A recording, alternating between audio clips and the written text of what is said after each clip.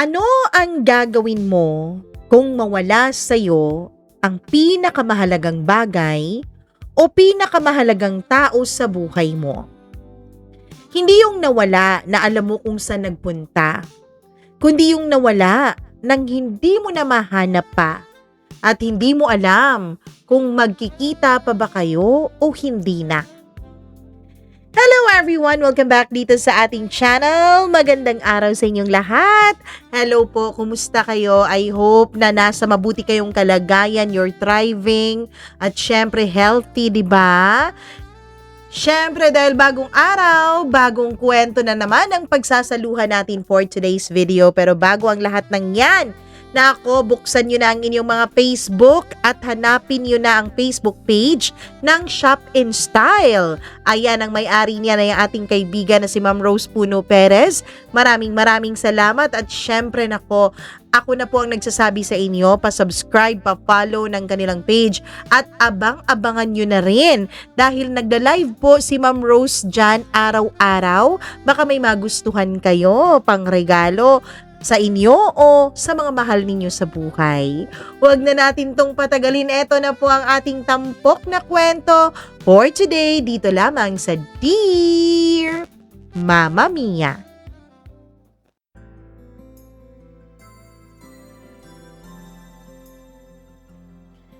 May mga bagay na hindi natin kontrolado. May mga pangyayari na makakabasag sa atin. Makakawasak hindi lamang ng ating puso, kundi ng ating buong pagkatao. Ano ba ang gagawin mo kung ang natatanging nilalang na siyang dahilan kung bakit ka patuloy na lumalaban ay bigla na lang maglaho isang araw? Dear Mama Mia, ako si Dulce. Sa edad kong 47 years old, marami na po akong pinagdaanan sa buhay ko. Marami na akong gabing iniyakan ang nakaraan. Marami na ring umagang pilit kong sinasalubong kahit mabigat pa ang dibdib ko. Ngunit sa lahat ng sakit na maaaring maranasan ng isang tao, may isang sugat na hindi kailanman tuluyang naghihilom.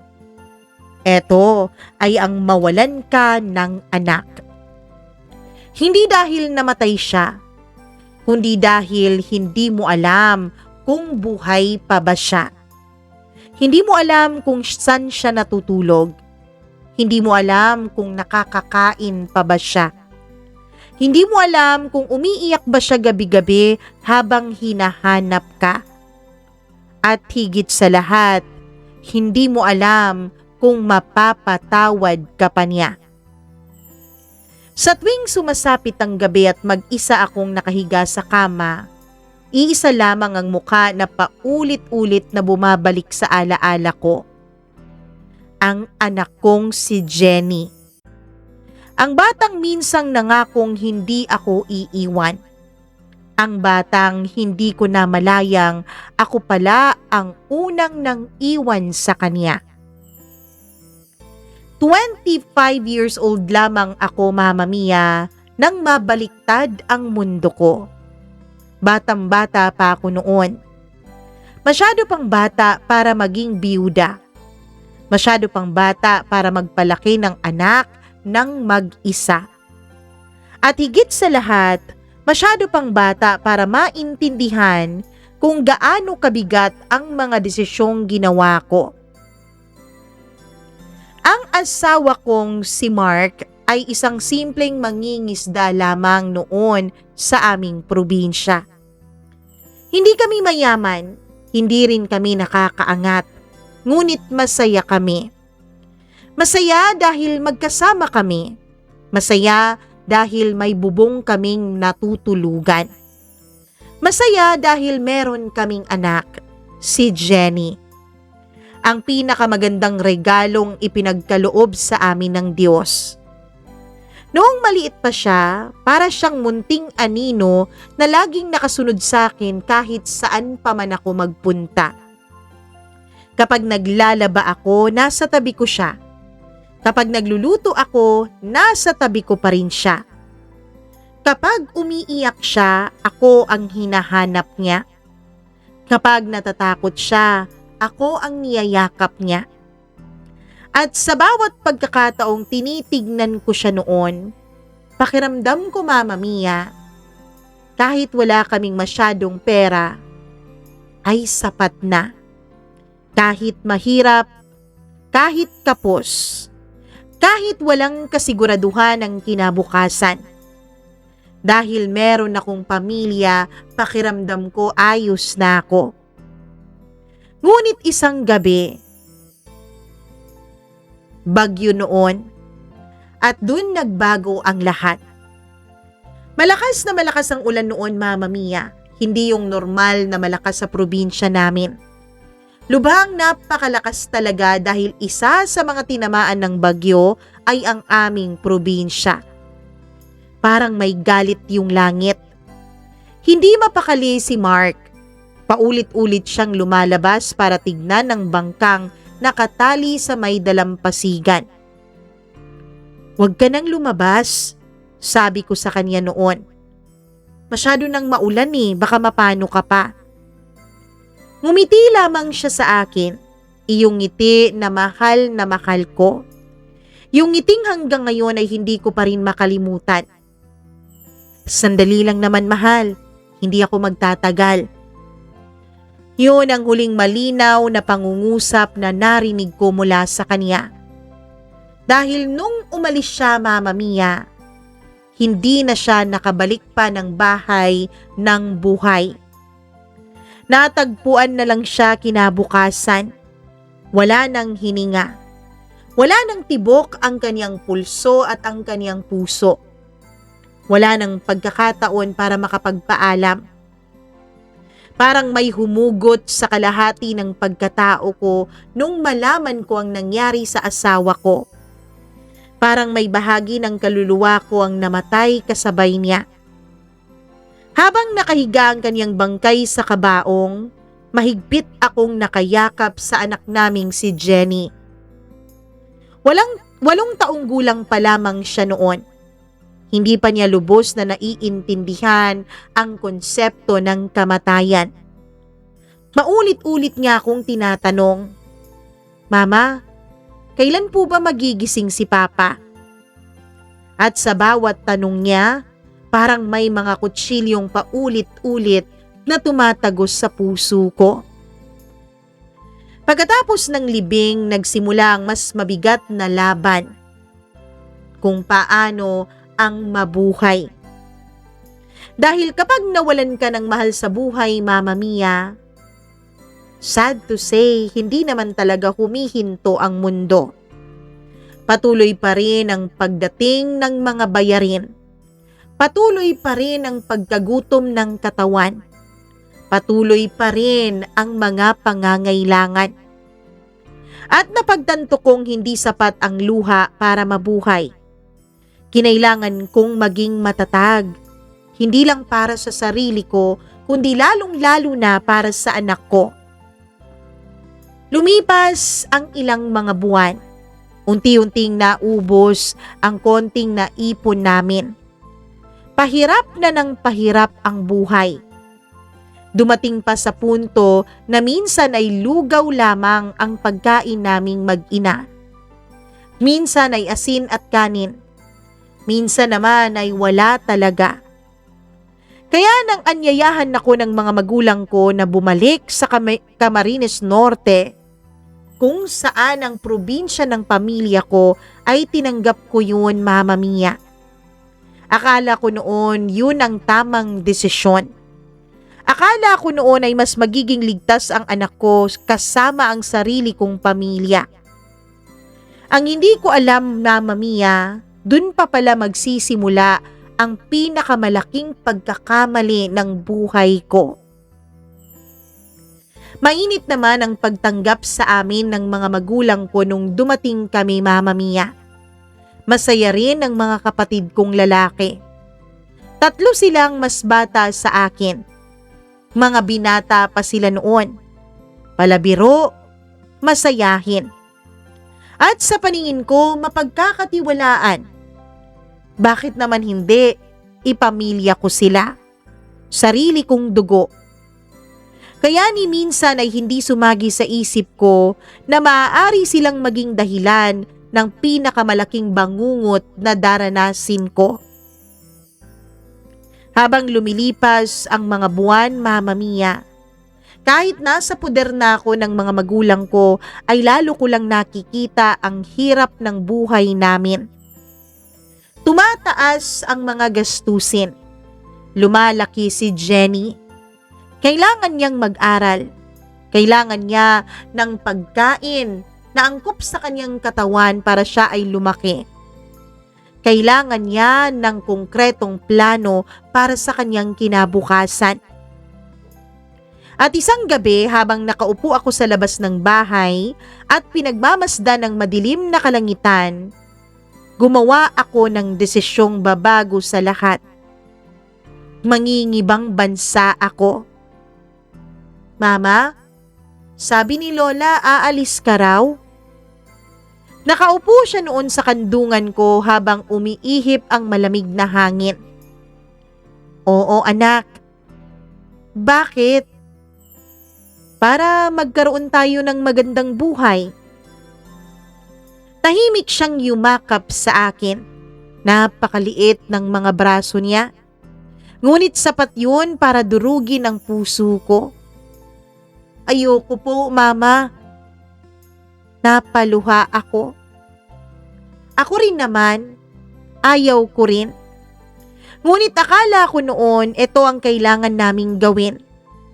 Hindi ko alam na ang bawat hakbang ko palayo sa kanya ay hakbang din pala papunta sa isang trahedyang habang buhay kong pagsisisihan.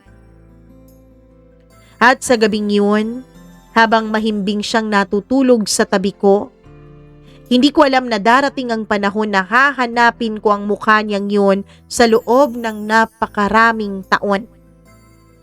At hindi ko siya makita kahit saan. Dahil unti-unti nang nagsisimula ang pagkawala ng anak ko. At wala akong kamalay-malay, Mama Mia, na mas malapit na pala ang bangungot kesa sa dun sa iniisip ko. Hindi naging madali ang desisyon kong umalis ng bansa. Sa loob ng maraming gabi bago ang aking pag-alis, halos hindi ako makatulog. Tuwing titingnan ko ang mahimbing na natutulog kong anak, para akong hinihila ng dalawang magkaibang mundo. Ang una ay ang mundong gusto kong manatili sa tabi niya. Ang pangalawa naman ay ang mundong pilit akong itinutulak palayo para maghanap ng mas magandang kinabukasan para sa aming dalawa. Nung mga panahon na yun, wala akong ibang iniisip kundi ang mapag-aral si Jenny at mabigyan siya ng buhay na hindi ko naranasan. Lumaki akong mahirap, Mama Mia. Naranasan kong pumasok sa eskwela na iisa lamang ang tsinelas. Naranasan kong magbaon ng asin at kanin.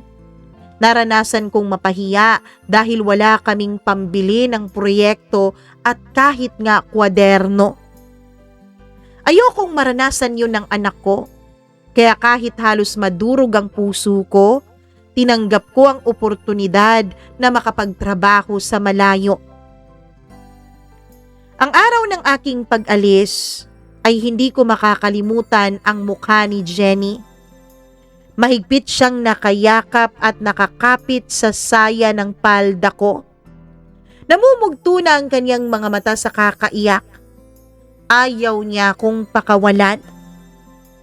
Mama, huwag ka na pong umalis. Parang may pumipiga noon sa puso ko. Lumuhod ako sa harap niya. Hinawakan ko ang magkabilang pisngi niya, Mama Mia. Anak, sandali lang to. Gaano po katagal? Napayuko ako sa inosenteng tanong niya na yon. Hindi ko alam ang isasagot. Hindi ko alam kung ilang buwan. Hindi ko alam kung ilang taon. Hindi ko alam kung kailan kami muling magkakasama. Kaya nagsinungaling na lang ako, Mama Mia. Basta mabilis lang anak. Maniwala ka. Ngumiti siya ng bahagya. Hindi niya alam na yun ang isa sa mga pangakong hindi ko matutupad. Ang sandali lang akong mawawala. Mama Mia, sa ibang bansa ko unang naranasan ang tunay na hirap ng pagiging malayo sa pamilya. Hindi pala sapat na sabihin ng mga tao na mismo ang isang tao. May mga gabing parang gusto mong sumigaw sa sobrang pananabik at sa sobrang sikip ng iyong dibdib. May mga pagkakataong gusto mong umuwi, pero hindi pwede. Hindi pwede dahil may kontrata ka. Hindi pwede dahil wala kang pambili ng ticket sa eroplano. May mga umagang bumabangon ka para magtrabaho kahit ubos na ubos ka na. Dahil alam mong may umaasa sa'yo. Katulong ako noon ng isang pamilya. Mabait naman sila, Mama Mia. Ngunit kahit gaano kabait ang mga amo ko, hindi pa rin nila mapapalitan ng sarili kong pamilya. Tuwing gabi, tinitingnan ko ang maliit na litrato ni Jenny. Nakangiti siya sa larawan na yon. Kulot ang kaniyang buhok. Malalaki ang kaniyang mga mata. At meron siyang inosenteng ngiti na kayang pagaanin ang kahit gaano kabigat na araw ko. Ang larawan niyang yun, yun ang naging lakas ko, Mama Mia. Hanggang sa lumipas ang isang taon. Isang taon na hindi ko nayakap ang anak ko. Isang taon na hindi ko siya nahalikan. Isang taon na puro boses lamang niyang naririnig ko sa telepono. At sa bawat tawag namin, pakiramdam ko ay may pagbabago. Unti-unting humahaba ang pagitan ng kaniyang mga sagot. Unti-unting nababawasan ang kaniyang mga kwento. Unti-unting nagiging tahimik ang batang dati ay napakadaldal. Nung una, iniisip kong normal lang naman yon. Lumalaki na kasi siya. Kaya normal lang na nagkakaroon na siya ng kanyang sariling mundo. Yun ang paulit-ulit kong sinasabi sa sarili ko. Na para bang pati sarili ko ay kinukumbinsi ko sa sagot na yun noon. Hindi ko alam na may mas malalim palang dahilan kung bakit nagkakaganon ang anak ko. Isang gabi, tumawag ako sa bahay. Si Jenny ang nakasagot. Hello? Napangiti agad ako nung mabusesan ko siya. Anak! Mama? Mahina ang boses niya. Parang pagod. Parang may malalim na iniisip. Kumusta ka na? Mabuti naman po. Kumusta ang school? Okay naman po. Kumakain ka ba ng maayos? Opo. Ilang segundo ang lumipas. Tahimik siya. Nakasanayan na naming magkwentuhan ng mahaba. Ngunit nung gabing yun, parang may pader sa pagitan naming dalawa. Hanggang sa nagsalita ang anak ko. Mama? Napangiti ako. Oh, bakit anak? Kailan ka po uuwi? Tumigil ang mundo ko sa tanong niyang yon. Isang taon na niyang tinatanong sa akin yon, Mama Mia. Isang taon ko na ring hindi masagot ng maayos. Mag-iipon pa si Mama, anak. Tahimik siya. Narinig ko ang mahinang paghinga niya. Sana po umuwi ka na. Napapikit ako. Nang mga sandaling yon, gusto kong sabihin na bukas din ay uuwi ako. Naiiwanan ko na ang lahat. Na gusto ko na siyang yakapin. Pero hindi ko ginawa. Dahil iniisip kong para rin naman sa kanya ang lahat ng sakripisyo kong ito. Konti na lang anak. Mabilis na lang to. Muli, isa na namang pangakong hindi ko natupad. Makalipas pa ang ilang buwan, may oportunidad akong makapagtrabaho sa Hong Kong, Mama Mia. Mas mataas ang sahod kaysa dun sa bansang pinanggalingan ko. Mas malaking pera. Mas magandang kinabukasan. Hindi na ako nagdalawang isip. Tinanggap ko na agad. Pumayag din naman ang mga amo ko. Akala ko noon, Mama Mia, kapag mas malaki ang sahod ko buwan-buwan, ay mas mapapabilis ang pag-iipon ko. Mas mapapabilis ang pag-uwi ko sa anak ko. Hindi ko alam na lalo pala akong mapapalayo. Sa Hong Kong, nagsimulang magbago ang buhay ko. Mas malaki ang kinikita ko. Mas malaki na rin ang naipapadala kong pera.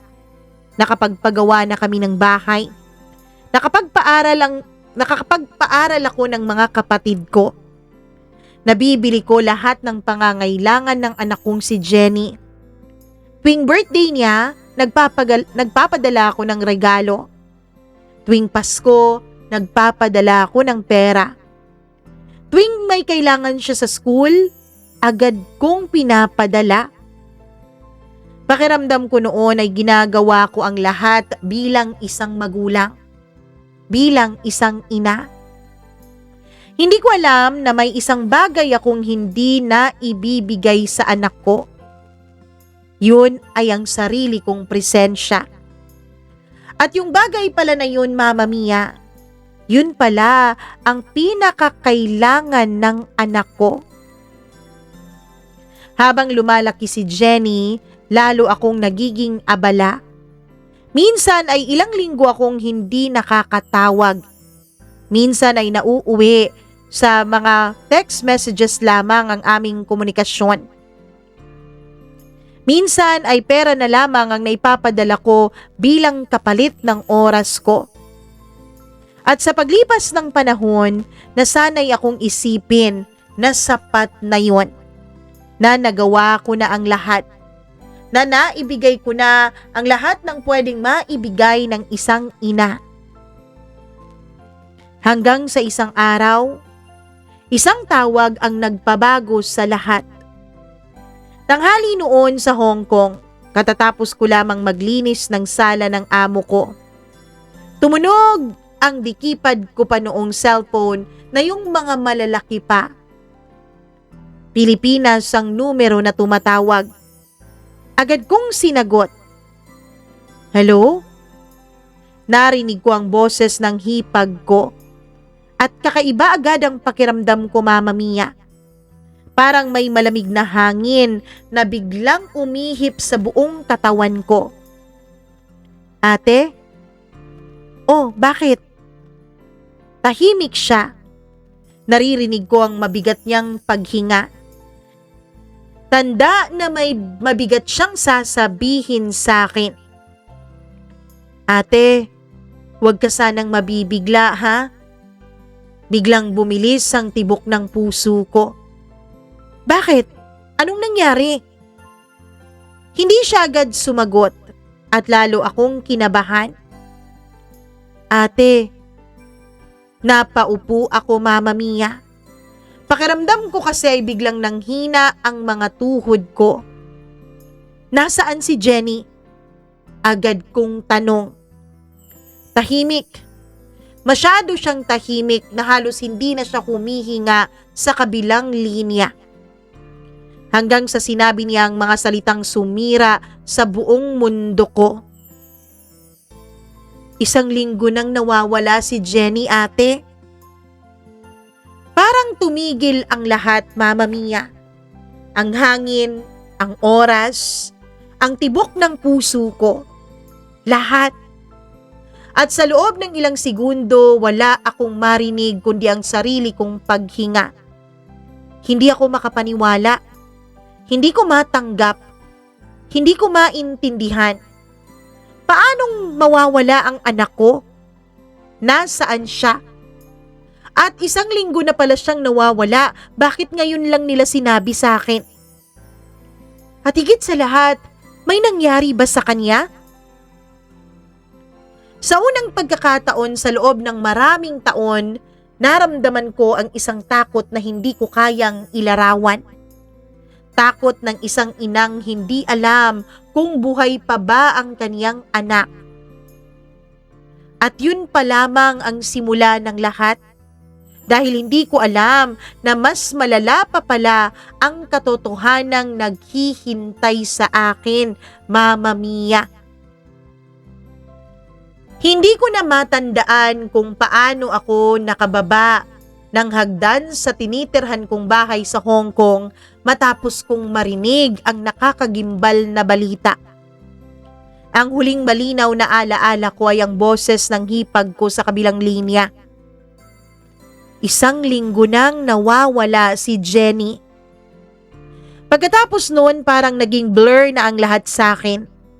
Ang paligid, ang tunog, maging ang sarili kong paghinga.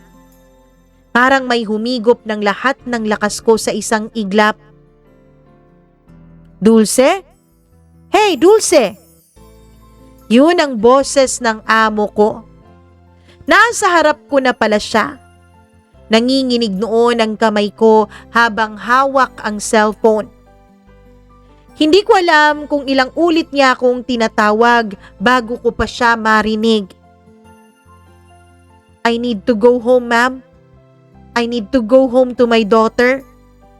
Sabi ko sa kanya sa halos wala ng boses na pagsasalita.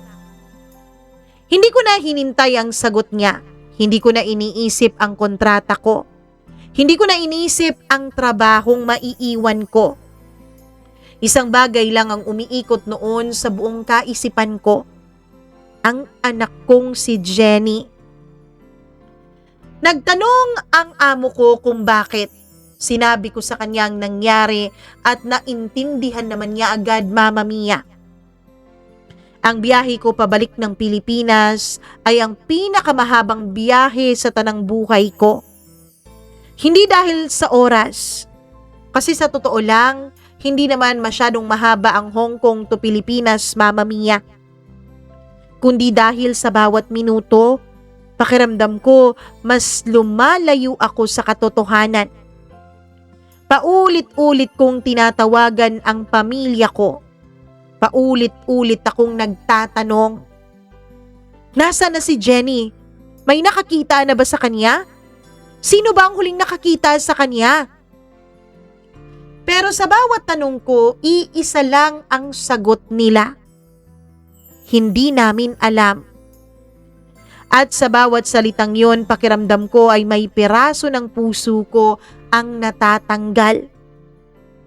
Pagdating ko sa Pilipinas ay dumiretso agad ako sa probinsya namin. Hindi ko na inaalala ang pagod ng biyahe. Hindi ko na inalala ang gutom. Hindi ko na inalala ang sakit ng katawan ko. Ang inaalala ko lang ay ang makikita ko ang anak ko. Yun ang imagination ko, Mama Mia. Na makikita ko siya tapos bigla siyang lalabas mula sa pintuan ng bahay. Tatawagin akong mama at yayakapin ako ng mahigpit. Tapos pupunasan ko ang mga luha sa kanyang mga mata. Sasabihin kong hindi na ako aalis. Pero ang lahat ng yun ay tanging sa imagination ko na lamang. Dahil hindi yun nangyari, Mama Mia. Tahimik ang bahay ng mga magulang ko nang dumating ako. Masyadong tahimik. Yung klase ng katahimikan na nakakabingi at masakit sa tenga. Pagpasok ko pa lamang sa sala ay nakita ko ang hipag ko na umiiyak. Nandun din sa labas ang mga kapitbahay. May mga nagbubulong-bulungan. May mga umiiling-iling. May mga nakatingin sa akin na para bang may alam silang bagay na hindi ko pa alam. Nasaan si Jenny? Tanong ko agad. Walang sumagot. Nasaan ang anak ko? Sigaw ko. Dun lang nagsalita ang nanay ko. Mahina at parang punit ang kaniyang boses. Anak, Nasan siya, Nay? At sa gitna ng katahimikan, isang katotohanan ang unti-unting bumagsak sa akin. Isang linggo na siyang nawawala. Walang bakas, walang sulat, walang kahit na ano. Nagkaroon ng investigasyon, Mama Mia. Pumunta ang pulis. Kinuha ang lahat ng mga impormasyon na kailangan nila. Tinanong ang lahat. Pero sa bawat tanong, parang mas lumalalim ang hukay na kinahuhulugan ko. Ang una nilang sinabi, may posibilidad na kusang umalis yung bata. Hindi ko matanggap. Anak ko yun. Hindi siya basta-basta aalis ng bahay. Ngunit may mga matang umiiwas ang tingin sa akin. May mga bibig na tila nagdadalawang isip kung magsasalita. Hanggang sa isang pulis ang lumapit sa akin. Ma'am, may nagsabi na may sulat daw pong iniwan ng bata. Nanlamig ako. Sulat? Inabot nila sa akin ang isang papel.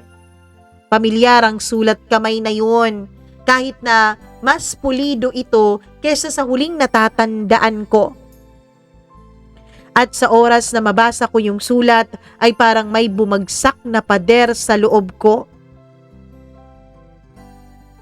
Mama, habang binabasa ko ang mga salita ay unti-unti akong nanginginig, Mama Mia. Mahal po kita. Pero pagod na po ako. Gusto ko na lang pong lumayo. At habang binabasa ko yun, may mali. May bali sa bawat linya.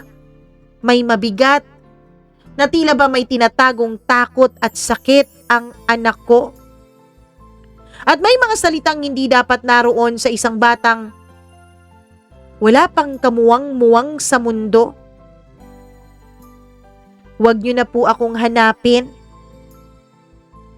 Hindi ko na natapos basahin yung sulat ay bumagsak na agad ako sa sahig.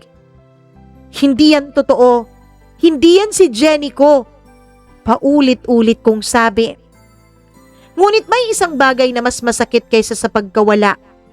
Ang posibilidad na may mas malalim na dahilan kung bakit siya nawala, Mama Mia. Doon nagsimula ang investigasyon sa loob ng pamilya. At doon din nagsimula ang pagkasira ng sarili kong mundo. Tinawag ang mga kamag-anak ko, ang nanay ko, ang tatay ko, ang mga kapatid ko, ang mga pinsan, ang mga taong pinagkatiwalaan ko, ang mga taong iniwanan ko ng anak ko. Isa-isa silang inimbestigahan. Isa-isa silang tinanong. Isa-isa rin silang tumanggi. Wala kaming alam. Rebelde kasi yung batang yan eh. Gumagawa lang ng kwento. At sa bawat salitang yun, para akong sinasaksak. Pero hindi ako sumuko. Kasi sa puso ng isang ina, iisa lang ang totoo. Ang anak ko. May mga pulis na nagsabi sa akin, Ma'am, kailangan po namin ang mismong bata para mag-testimonya. Paano siya testigo? Eh nawawala nga siya. Sigaw ko. Mama Mia, wala akong maibigay na kahit na anong ebidensya. Wala akong mahawakan. Wala akong mapatunayan. Ang meron lang ako ay ang pananabik ko na makita ulit ang anak ko at ang sulat na unti-unting sumisira sa akin. Habang lumilipas ang mga araw ay tila mas lalong lumalabo ang kaso ng anak ko. Hanggang sa isang araw sinabi sa akin ng investigador, Ma'am, posible pong tumakas yung bata at napadpad sa ibang lugar. Hindi siya tatakas. Bakit tatakas ang anak ko? Sigaw ko. Ngunit wala akong lakas laban sa papel at sa kanilang investigasyon, Mama Mia. Wala akong lakas laban sa katahimikan. Wala akong lakas laban sa mga taong dapat sana ay pamilya ko, pero tila nagkakaisa sa mga sagot nila. At doon ko ginawa ang pinakamabigat na desisyon. Isusuko ko na po ang kaso, sabi ko. Napatingin sila sa akin. Hindi dahil naniniwala na ako na patay na ang anak ko, kundi dahil alam kong wala kayong magagawa. Kaya hahanapin ko na lang siya sa sarili kong paraan. Umalis ako ng presinto na para bang basang-basang sisiw. Walang direksyon. Pero may isang bagay akong hindi binitawan. Pag-asa, Mama Mia. Ilang buwan ko pong hinanap ang anak ko. Ilang buwan ko pong hinanap yung sagot. Hanggang sa isang araw, siguro Mama Mia, naawa na sa akin yung ibang kapitbahay. Alam mo ba, Dulce? Si Jenny, minsan naririnig namin siyang sumisigaw, umiiyak, tapos tumatakbo sa labas. Yun pala, pinapalo ng mga tiyuhin. At isa pa, nagdududa kami na baka may isa sa mga kapatid mo na gumagalaw dun sa bata. Mama Mia, halos pagsakluban ako ng langit at lupa nung marinig ko yon. Para po akong pinasukan ng 10 demonyo sa katawan ko. Ano? Sigurado kayo? Hindi kami sigurado dun sa sexual na pang-aabuso. Pero dun sa pisikal, sigurado kami. Tanungin mo pa yung anak ko. Classmate sila ni Jenny. Minsan nakita daw niya na maraming pasa ang anak mo sa katawan. Mama Mia, galit na galit ako. Hindi na ako nakapagpaalam ng maayos sa kapitbahay at agad na akong umuwi. Nagsisisigaw ako pagpasok. Anong ginawa niyo sa anak ko? Sigaw ko. Walang gustong sumagot. Anak, huminahon ka, sabi ni Mama. Sino sa mga anak mo ang umabuso sa anak ko? Wala namang umaabuso kay Jenny. Sinungaling kayo? May mga kapitbahay na nakakita. Marami raw pasa ang anak ko. Bakit nyo ginugulpi ang anak ko? Pinapakain ko kayo. Anak, dinidisiplina lang namin si Jenny. Dinidisiplina, Nay? O nagbubulag-bulagan kayo sa ginawa ng mga anak nyo sa anak ko? Ano? Inabuso nyo ba ang anak ko, ha? Sino sa inyong mga kapatid ko ang umabuso sa anak ko? Pero Mama Mia, walang may gustong umamin. Walang may gustong magsabi ng totoo. Hindi ko maintindihan pero pakiramdam ko noon ay nagkakampihan ang buong pamilya ko. Umiiyak lang noon ang hipag ko at sinasabing wag raw akong mapambintang. Oo daw, nasaktan daw si Jenny, pero hindi naman daw lagi. Tsaka lang daw kapag nagiging matigas ang ulo dahil disiplina daw yun. Wala akong magawa. Wala akong pruweba na may gumalaw sa anak ko. Wala akong kahit na anong ebidensya. Sa sobrang lugmok ko, Mama Mia, sa sobrang paghahanap ko na wala akong mahanap, ay nakapagdesisyon akong bumalik ng Hong Kong. Hindi dahil sumuko na ako, kundi dahil kailangan kong mabuhay. Kailangan kong magtrabaho. Kailangan kong patuloy na mag-ipon dahil nangangailangan ng malaking pera ang paghahanap ko sa anak ko. Kailangan kong maging ina kahit wala pa siya sa tabi ko. Ngunit sa bawat gabi, iisa lang ang tanong ko sa sarili ko. Jenny, nasaan ka na ba? At sa dilim ng bawat silid na tinutulugan ko sa ibang bansa, tila naririnig ko pa rin ang boses niya. Mama? At dun ko napagtanto Tila hindi lang pala si Jenny ang nawawala, kundi pati sarili ko, Mama Mia, tila nawawala na rin. May mga sugat na hindi mo kita yung bakas kasi walang dugong lumabas, walang pasa, walang kahit na anong munting bakas sa balat. Ngunit araw-araw kang pinapatay ng sugat na yon. Ganito ang naging buhay ko matapos mawala ni Jenny. Hindi ako namatay, ngunit pakiramdam ko ay hindi na rin ako buhay. Pagbalik ko sa Hong Kong, pakiramdam ko ay ibang tao na ako. Kaya noon, Mama Mia, ay ginugol ko lahat ng oras ko sa trabaho. Kung noon, ginagawa ko yun dahil may kasamang pangarap. Pangarap na mapagtapos ko ang anak ko. Pangarap na mabigyan ko siya ng magandang buhay. Pangarap na mabili ko lahat ng mga bagay na gugustuhin niya. Pero ngayon, bawat pagsusumikap ko ay isa na lamang paraan para hindi ko siya maisip. Para hindi ko maalala. Para hindi ko marinig ang katahimikan ng isang inang nawalan ng anak. Madalas akong magising sa kalagitnaan ng gabi. Mawis na pawis. Habol lang hininga ko. Sa panaginip nakikita ko si Jenny. Minsan ay umiiyak siya. Minsan ay tumatakbo. Minsan ay nakatayo lamang siya sa malayo at nakatingin sa akin na para bang may gustong sasabihin. Para bang nanghihingi ng tulong. At sa tuwing lalapitan ko siya ay bigla na lang akong magigising mag-isa. Nasa banyagang bansa at wala pa rin kahit na anong bakas tungkol sa kanya. Mama Mia, hindi ko po pinutol ang paghahanap. May mga kaibigan ako na patuloy na naghahanap kay Jenny. Patuloy na nagpapaskil ng kanyang larawan sa mga kanto.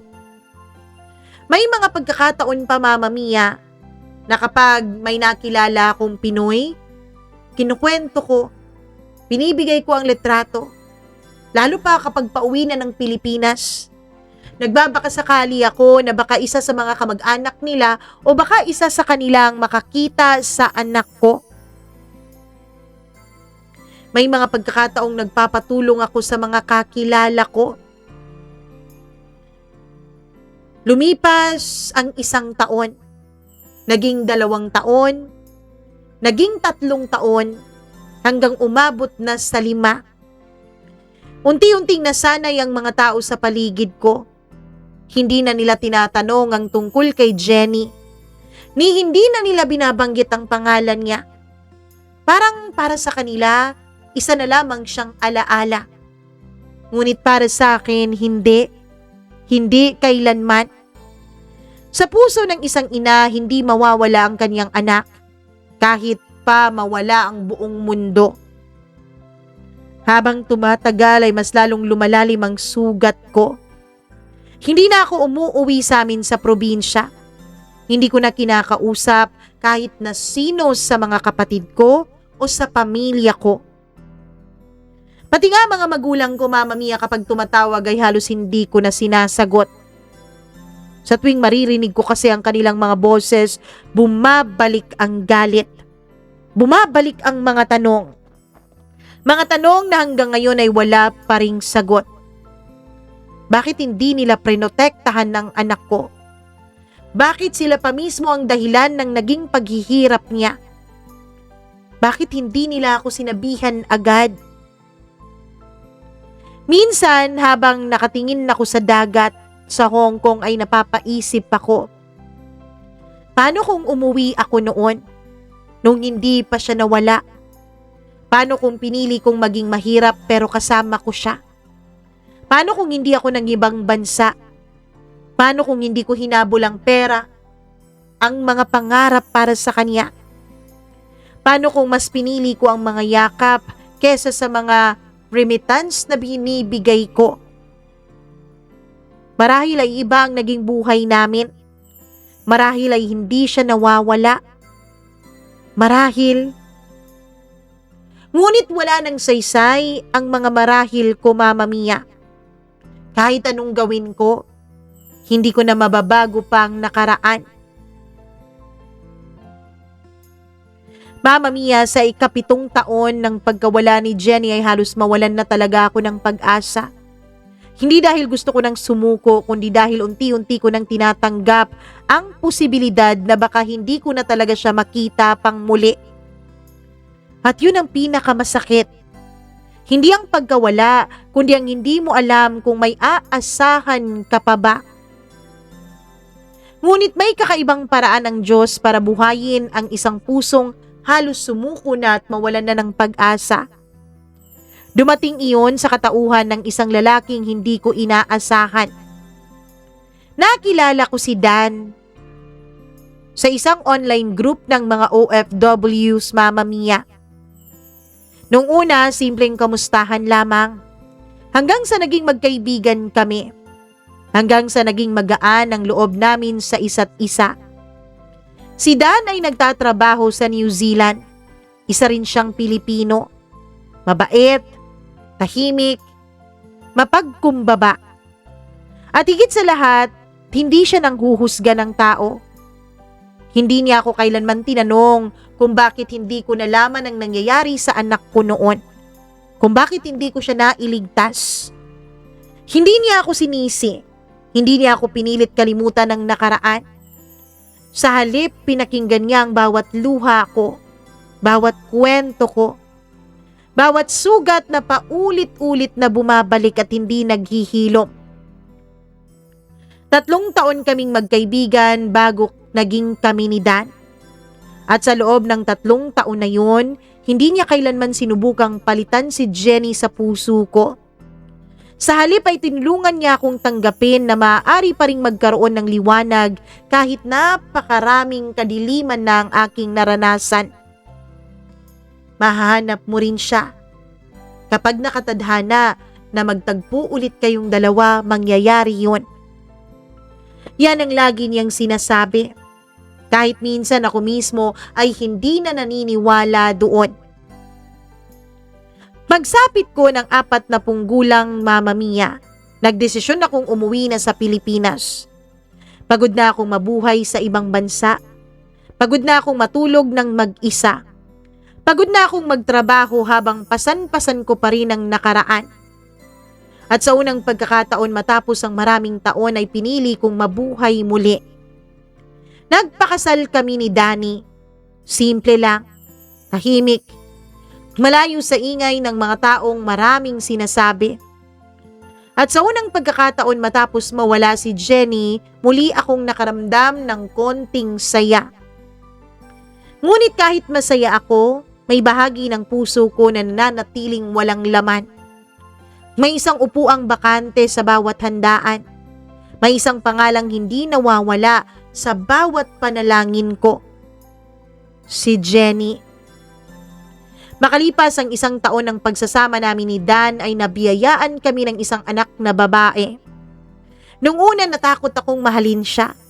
Natakot ako na baka pati siya ay mawala rin. Natakot akong masaktan muli. Ngunit nang unang beses ko siyang buhatin ay bumuhos ang luha ko. Hindi dahil pinalitan ko na si Jenny bilang anak ko, Mama Mia. Dahil kahit kailan, walang makakapalit sa poder ni Jenny sa puso ko. Mama Mia, may mga araw na dumarating ng tila ordinaryo lamang. Mga araw na wala kang inaasahang mangyayari. Mga araw na paulit-ulit ang takbo ng buhay. At kung minsan sa mga araw na yon, dumarating ang mga himalang matagal mo nang pinagdarasal. Hindi ko alam na ang araw, Mama Mia. Ang ika-44th birthday ko ang magiging pinakamahalagang araw ng buhay ko. 2 araw bago ang birthday ko, abala ako noon sa maliit naming negosyo ni Dan. Mainit ang panahon. Nasa kusina ako pagkatapos ko doon at naghahanda na ako ng hapunan para sa pamilya. Naglalaro naman sa sala ang 2 naming anak. Naririnig ko ang kanilang tawanan. ang kanilang masasayang sigawan. Ang simpleng ingay ng isang pamilyang buo. Pero gaya ng dati, may bahagi ng puso ko ang tahimik. May bahagi ng puso ko ang naghahanap pa rin. Matagal ko nang natutunang ngumiti habang may kulang sa loob ko. Matagal ko nang natutunang itago yung sakit. Ngunit hindi ibig sabihin nun ay wala na akong pag-asang nararamdaman. Dahil sa bawat gabi bago ako matulog ay iisa pa rin ang huling panalangin ko. Diyos ko, kung buhay pa ang anak ko, sana makita ko siya bago pa man ako mawala sa mundong ito. Hindi ko alam na nalalapit na palang sagutin ng Panginoon ang panalangin kong yon. Bandang 5:00 ng hapon tumunog ang cellphone ko. Isa lamang itong normal na notification. Mula sa Messenger, Mama Mia. Hindi ko agad pinansin. Akala ko customer ko lang o isa sa mga supplier ng aming munting negosyo. Ipinagpatuloy ko ang ginagawa kong hapunan. Ngunit makalipas ang ilang minuto ay muli akong nakarinig ng tunog ng notification. At isa pa, tapos muli ay isa pa. Parang may kung sinong nagpupumilit na mabasa ko agad ang mensahe niya. Kaya naman pinunasan ko ang kamay ko at kinuha ko ang cellphone. May message request.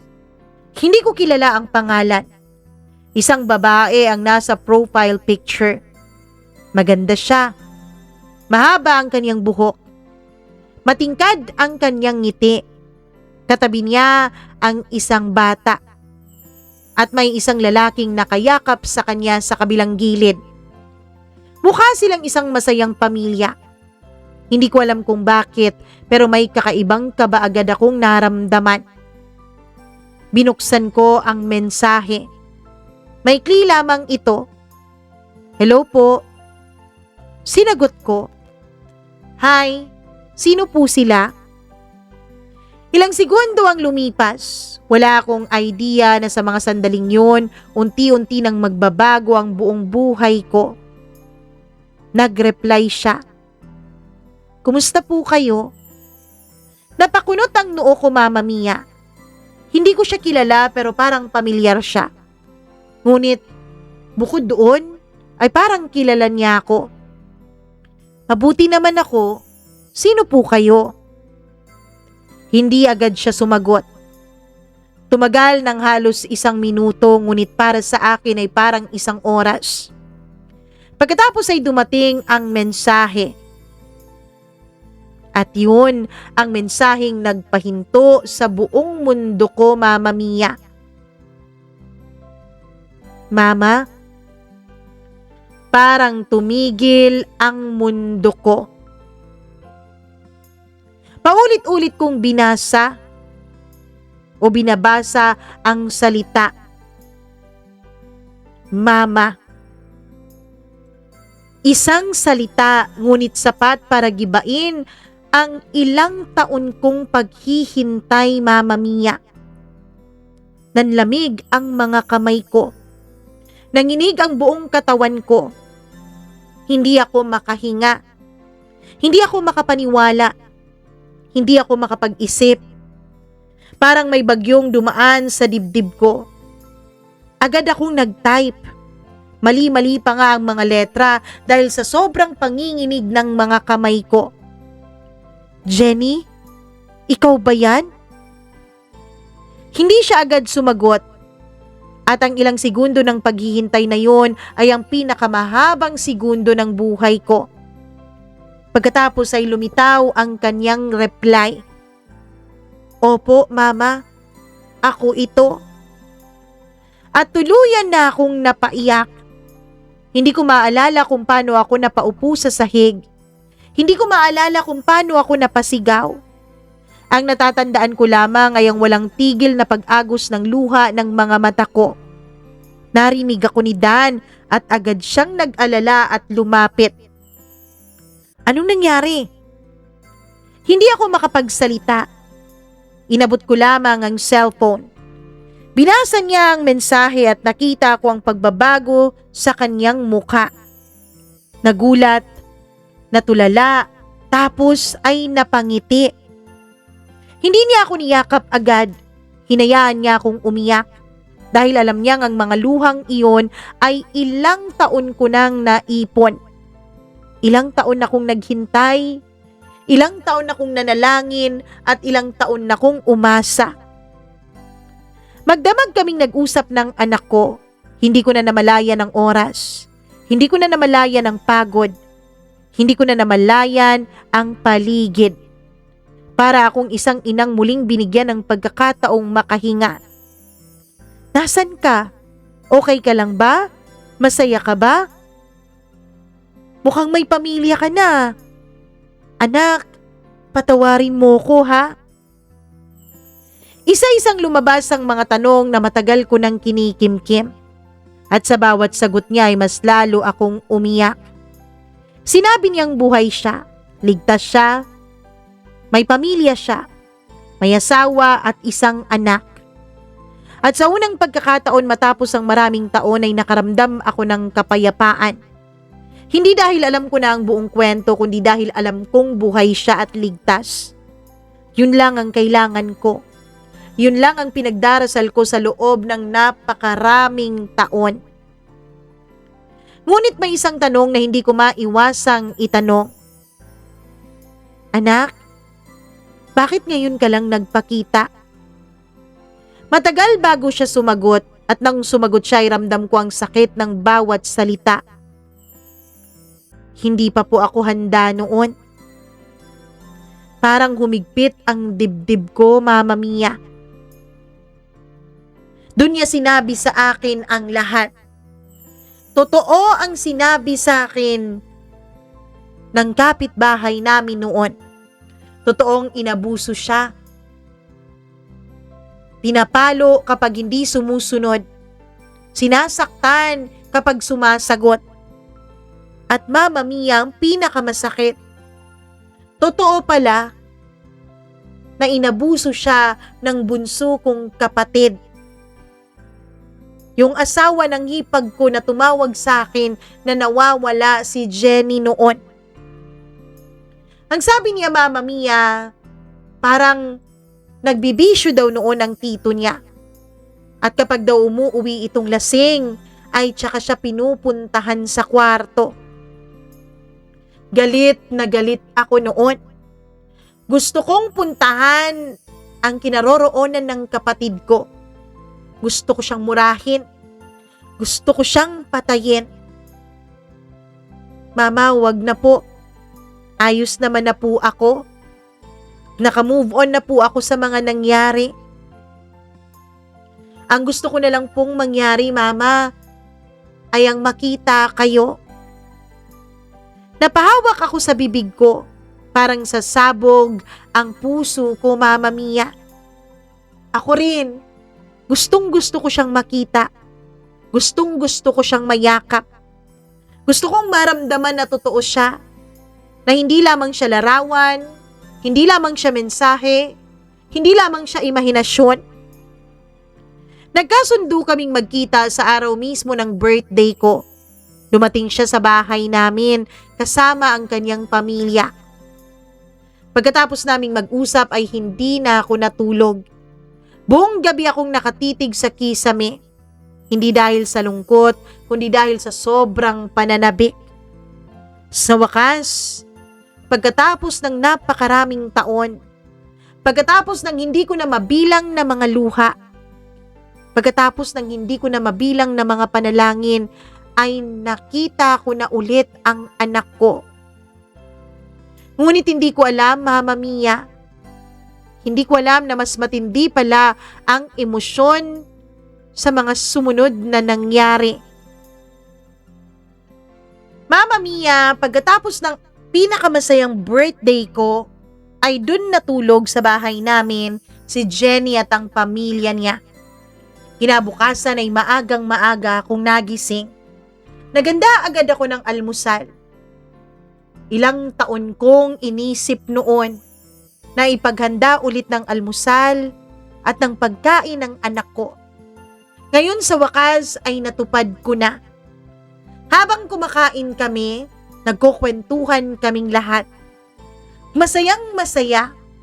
Para pa nga akong nag-zone out sa sarili ko, Mama Mia, habang tinitingnan ng pamilya kong masaya.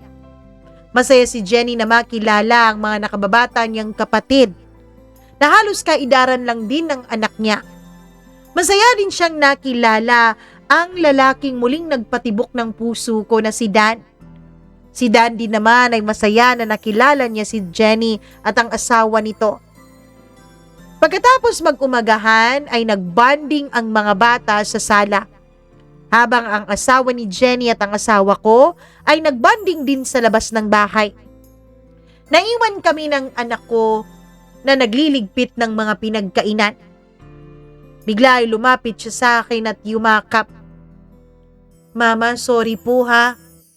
Alam ko po kung gaano po kayo nahirapan nung nawala ako. Naramdaman ko yun nung nagkaanak ako. Sorry talaga. Ako dapat ang mag-sorry sa'yo, anak. Dahil obligasyon kong protektahan ka pero hindi ko nagawa. Tapos na yun, Mama.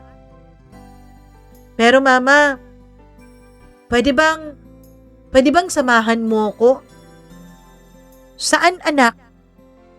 Puntahan natin ang bahay ni na Lola. Gusto ko silang makita ulit. Sigurado ka ba, anak? Baka masaktan ka lang sa gagawin mo. Hindi, Mama, ayos na ako. Gusto ko lang makita ang buhay nila pagkatapos ng ginawa nila sa akin. Ayoko sanang gawin yun, Mama Mia, dahil ayokong balikan ang mga bangungot na nangyari. Pero nagpumilit ang anak ko kaya pumayag na rin ako. Nagpaalam kami sa mga asawa namin na sila na muna ang bahala sa mga bata. Kaming dalawa lang ni Jenny ang bumiyahe kinabukasan at pinuntahan ang dating bahay ng mga magulang ko. Pagdating ko doon, Mama Mia, ay nalaman namin na na-stroke pala ang tatay ko. At ang nanay ko naman ay marami ng sakit na iniinda. Matandang-matanda na sila. Pagkakita nila sa akin ay agad silang napaiyak. Humingi sila ng tawad. Hindi po kayo dapat sa akin humihingi ng tawad, kundi dito sa apo nyo. Apo? Ikaw na ba yan, Jenny? Halos magkasabay nilang tanong. Tumango si Jenny. Gusto nila itong yakapin pero umatras ang anak ko. Huwag niyo na pong yakapin ang anak ko. Napatawad ko na po kayo, sabat naman ni Jenny. Pero hindi na maibabalik ang pagiging pamilya natin. Magpagaling po sana kayo. Eto po, prutas para sa inyo. Pagkatapos nun ay magkahawak kamay kami ng anak kong umalis sa bahay na yon. Sa totoo lang, Mama Mia, medyo may kirot sa puso ko. Dahil bilang anak, gusto mo rin naman na alagaan ang mga magulang mo kapag matanda na sila, 'di ba? Pero matapos kong malaman na alam pala nila ang ginawa ng kapatid ko kay Jenny, pero hindi sila umangal, hindi sila nagsumbong, at hindi nila pinigilan o prinotektahan ang anak ko. Yun ang isang bagay na kailanman ay hindi ko matatanggap. Wala na doon ang sadya namin. Wala na doon ang nakababata kong kapatid dahil ang huling balita namin ay nakulong daw ito dahil sa bawal na gamot. Ang sabi, inilipat daw ito ng ibang kulungan pero walang makapagsabi kung saan talaga. Ayos na yun, Mama. Sapat na yung nalaman ko na nakakulong siya. Ngayon, pakiramdam ko, nagkaroon na rin ako ng hustisya. Pakiramdam ko, naiganti na rin ako ng tadhana. Mama Mia, mas maaliwalas na mukha ni Jenny ang umuwi pabalik ng bahay namin. Pagkatapos nun ay nagbanding pa kaming pamilya bago sila umuwi sa kanila. Medyo malayo ang tinitirhan ni na Jenny kesa mula sa tahanan namin. Halos 4 na oras ang biyahe. Pero from time to time, bumibisita sila sa amin o kaya naman ay kami ang bumibisita sa kanila. Sa ngayon, masasabi kong maayos na ang pamilya ko. Hindi ko alam kung ano nang nangyari sa mga kapatid ko, sa mga magulang ko. Siguro sasabihin yung masama akong anak. Ayos lang yun. Basta, wag lang akong maging masamang ina. Maraming salamat po sa inyong lahat, Mama Mia. Nawa po ay kinapulutan nyo ng aral at inspirasyon ang naging kwento ko. Sana tulad ng napakaraming taon na tiniis ko, maisip nyo rin na kahit madilim na ang paligid, meron at meron pa ring pag-asang natitira para sa mga pusong tapat na nananalangin at naniniwala at nagtitiwala sa Diyos. Hanggang dito na lang, Dulce.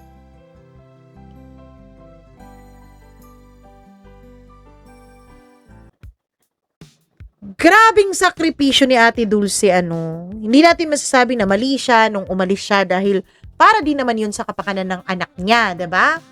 Pero, yun nga ang nangyari. Good thing lang dahil lumaki pa rin maayos si Jenny, nagkaroon pa rin ng maayos na pamilya, iginaid pa rin siya ni Lord sa kabila ng lahat ng mga pinagdaanan niya. Kung masakit ang pinagdaanan mo, Ate Dulce, mas masakit din ata ang pinagdaanan ni Jenny. 'Di ba? Siya yung naabuso pero good thing na lang talaga at naging okay siya. At karma na lang din talaga ang nangyari dun sa kapatid mo na tsuhin niya na nakulong. Sana nga wag na yung makalabas. Charot. Anyways, maraming salamat sa pagbabahagi mo ng napakagandang kwento ng iyong buhay bilang isang ina. Naku, sa lahat ng nakikinig ngayon, naku, napaka-unconditional talaga ng pagmamahal ng ating mga ina sa atin, Maraming salamat sa inyo. Please like and share this video at huwag kalimutan na mag-subscribe sa ating YouTube channel. Ayun, kung hindi pa po kayo subscribe naman. Ano pa bang inaantay mo? At i-click mo yung notification bell para lagi kang na-update sa tuwing meron tayong bagong upload. At syempre, meron din tayong mga subscriber na sobra yata tayong mahal. Dahil hindi lang nakontento sa pag-subscribe, nagpa-member pa talaga. Kaya naman, I love you. Ayun. Hello kay Rosel Espinosa, kay Alpha Garcia, kay Abdullah Wahab, Christina Aure, Marlia Guiana Shane, Miriam Gutierrez, Rose Arevalo, Rico Sedanco, Colleen Bueno, Gimaras Girl, Benson Boyser, Smackdax, Maria Elena Abe, Maureen Tugab, Gail Easy, Mila Raduban, at ang pinakauna nating member na si Freaky. Hello sa'yo, maraming salamat. At syempre, gusto ko ring mag-hello sa ating mga tagapakinig na lagi ding nandito para sa atin ang ating mga subscriber. Maraming salamat. Magdalena Garcia, hello sa'yo. Aksa Heliana, Anna Jane, Aika, maraming salamat. Judy Lipio, at Mary Grace Ruelo, maraming salamat. Crizel Joey, Kador ni Gara, maraming salamat all the way from Riyadh. Thank you always sa inyong lahat. At syempre, kung may sarili kayong kwento, do not hesitate to share that to us. All you have to do is to type that at syempre, i-email nyo rin sa mamamiacdo0317@gmail.com. Ako po si Mama Mia. Magandang araw sa inyong lahat. Enjoy the rest of your day. Hanggang sa susunod nating upload. Mwah! Love you. Bye!